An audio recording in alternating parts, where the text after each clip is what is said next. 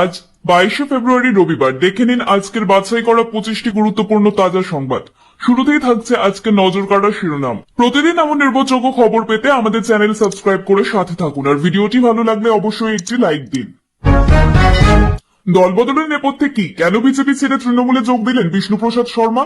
আসল কারণ ফাঁস করলেন শুভেন্দু অধিকারী। বিজেপি নেতার মন্তব্যে বিতর্ক, ক্ষমতায় এলে বাংলায় মাছ মাংস বন্ধের দাবি ঘিরে তীব্র রাজনৈতিক শোরগোল।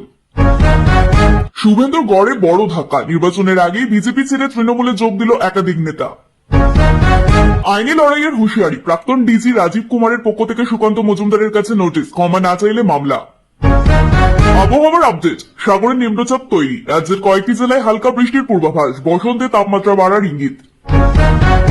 জেল থেকে বেরিয়ে বিস্ফোরক পার্থ চট্টোপাধ্যায়, বেহালায় ফিরে চাকরি ও ভাতা ইস্যুতে বড় বার্তা। এখানে আর লড়বো না, ভোটারদের উপর ক্ষোভ উগড়ে জন্মভূমিতে ফেরার ঘোষণা নির্ঘোষ গৌতমের, কটাক্ষ বিজেপির।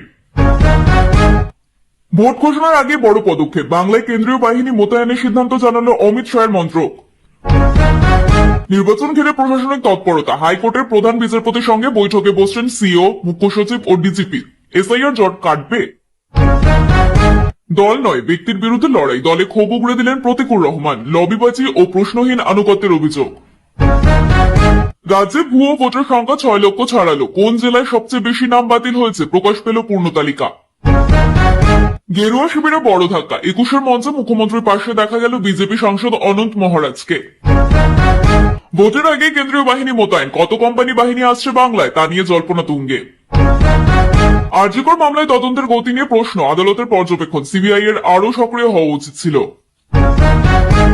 তৃণমূলে যোগ দিয়ে বিস্ফোরক মন্তব্য, যাদের জন্য লড়েছি তারা ফিরেও তাকায়নি, ক্ষোভ উগড়ে দিলেন প্রতিকুর রহমান। প্রতিহিংসার অভিযোগে তোলপাড়, বিজেপি নেতার বাড়ির সামনে থেকে রাস্তার ঢালাই পিচ তুলে নেওয়া ঘিরে রাজনৈতিক উত্তেজনা। জেল মুক্তির পর প্রথম রাজনৈতিক বার্তা, বেহালা পশ্চিমে ফিরে ভোটে লড়াইয়ের সিদ্ধান্ত দলের উপর ছাড়লেন পার্থ চট্টোপাধ্যায়। সিএএ নিয়ে বড় পদক্ষেপ, ভোটের আগেই বাংলায় নাগরিকত্ব দেওয়ার জন্য এমপাওয়ার্ড কমিটি গঠন করল কেন্দ্র।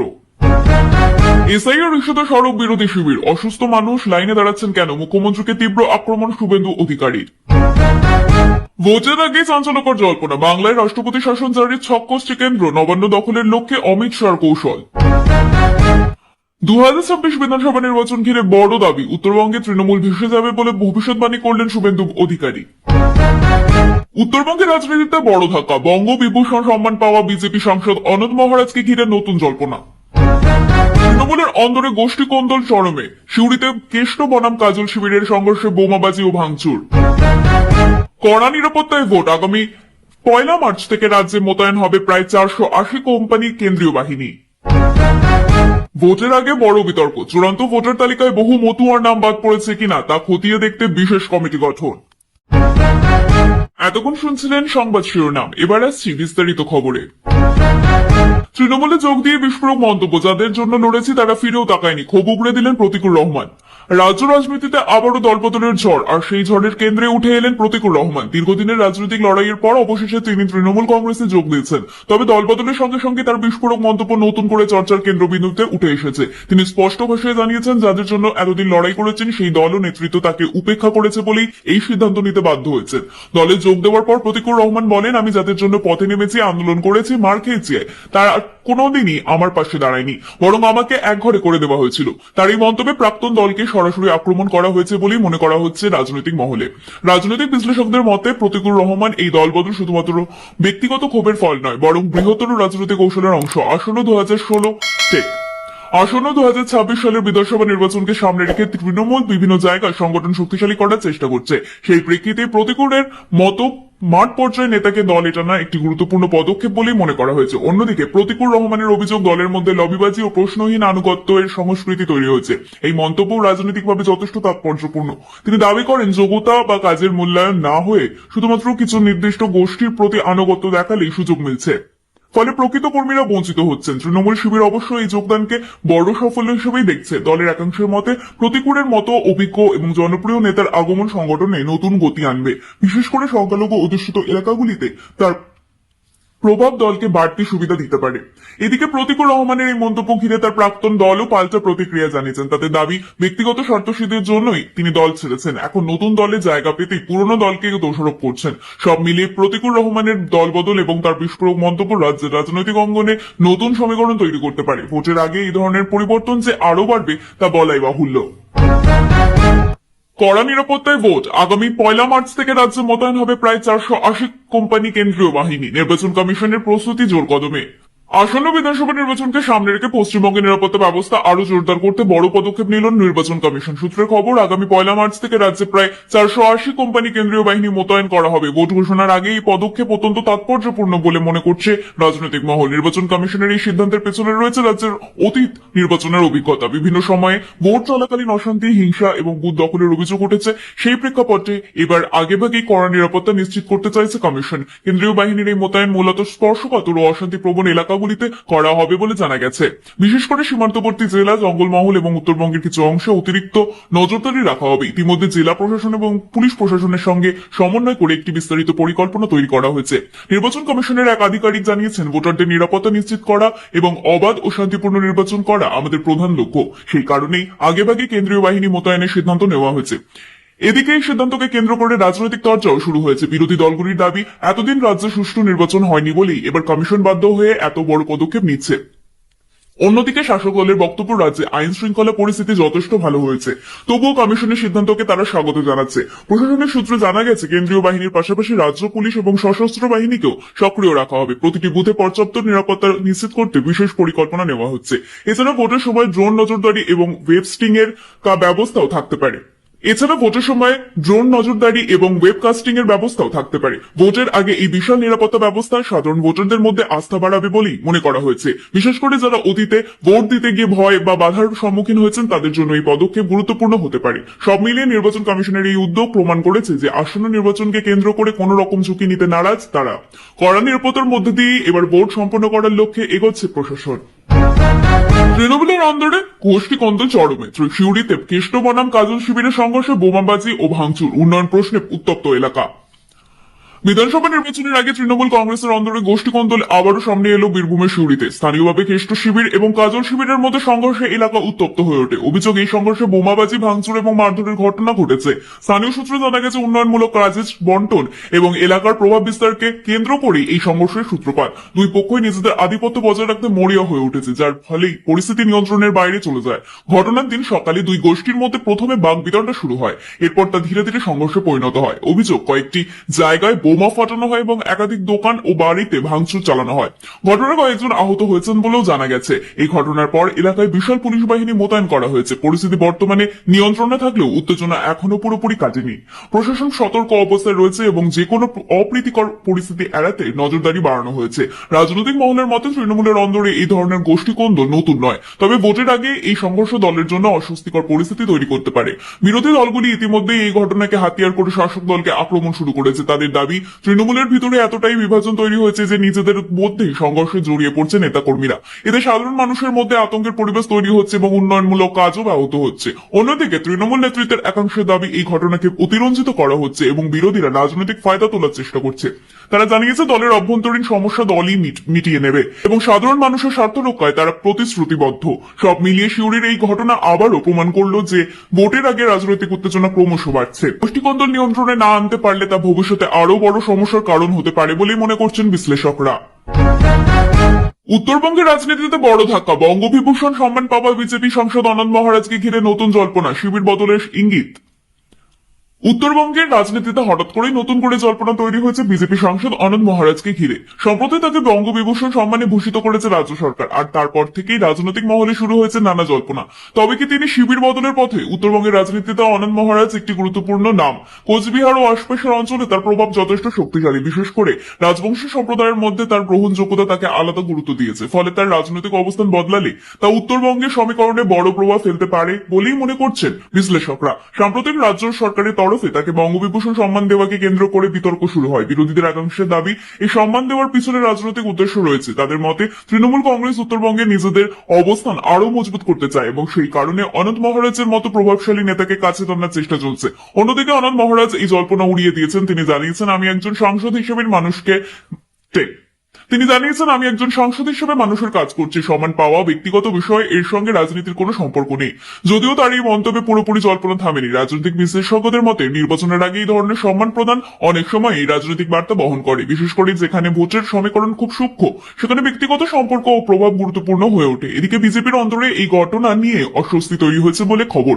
দলের একাংশ মনে করছে, অনন্ত মহারাজকে ঘিরে তৈরি হওয়া এই পরিস্থিতি উত্তরবঙ্গে দলের সংগঠনে প্রভাব ফেলতে পারে। তৃণমূল অবশ্য এই জল্পনাকে গুরুত্ব দিতে নারাজ। সব মিলিয়ে অনন্ত মহারাজকে ঘিরে এই জল্পনা উত্তরবঙ্গের রাজনীতিতে নতুন করে উত্তেজনা তৈরি করেছে। তিনি সত্যি শিবির বদল করবেন কিনা তা সময়ই বলবে। তবে আপাতত এই ইস্যু নির্বাচনের আগে বড় রাজনৈতিক আলোচনার বিষয় হয়ে উঠেছে।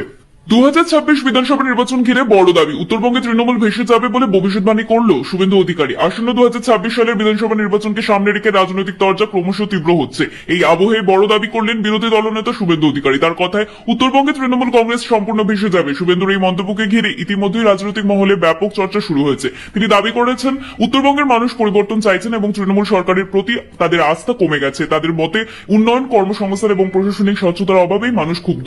বিশেষ করে উত্তরবঙ্গের চা বাগান এলাকা, সীমান্তবর্তী অঞ্চল এবং আদিবাসী অধ্যুষিত এলাকাগুলিতে তৃণমূলের বিরুদ্ধে ক্ষোভ বাড়ছে বলে দাবি করেন তিনি। তার কথায়, এই অঞ্চলের মানুষ নিজেদের বঞ্চিত মনে করছেন, তাদের সমস্যা সমাধানে রাজ্য সরকার ব্যর্থ হয়েছে। অন্যদিকে তৃণমূল কংগ্রেস শুভেন্দুর এই দাবিতে সম্পূর্ণভাবে খারিজ করেছে। তাদের বক্তব্য, উত্তরবঙ্গে উন্নয়নমূলক কাজ যথেষ্ট হয়েছে এবং মানুষ সেই উন্নয়নের ফল পাচ্ছেন।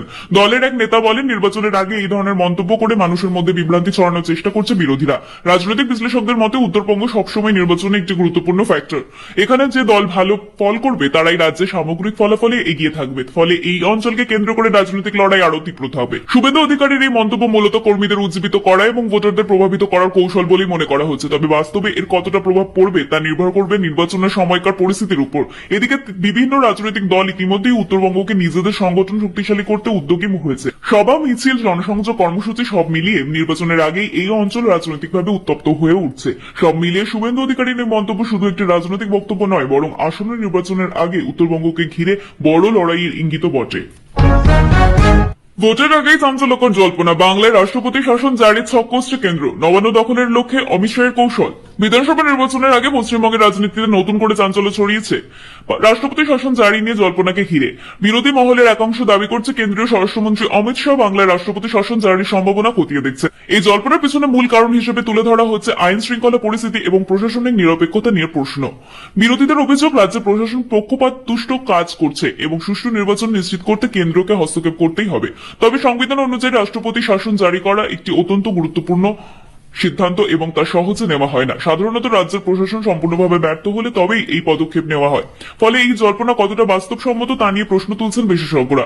রাজনৈতিক বিশ্লেষকদের মতে এই ধরনের জল্পনা অনেক সময় রাজনৈতিক চাপ তৈরি করার কৌশল হিসেবে ব্যবহার করা হয়। এতে একদিকে যেমন শাসক দলের উপর চাপ বাড়ে, অন্যদিকে ভোটারদের মধ্যেও একটি বার্তা পৌঁছে দেওয়া হয়। তৃণমূল কংগ্রেস এই জল্পনাকে সম্পূর্ণ ভিত্তিহীন বলে উড়িয়ে দিয়েছেন। তাদের বক্তব্য, রাজ্যে গণতান্ত্রিকভাবে নির্বাচিত সরকার রয়েছে এবং আইন শৃঙ্খলা পরিস্থিতি নিয়ন্ত্রণে রয়েছে। এই ধরনের দাবি শুধুই রাজনৈতিক উদ্দেশ্য প্রণোদিত।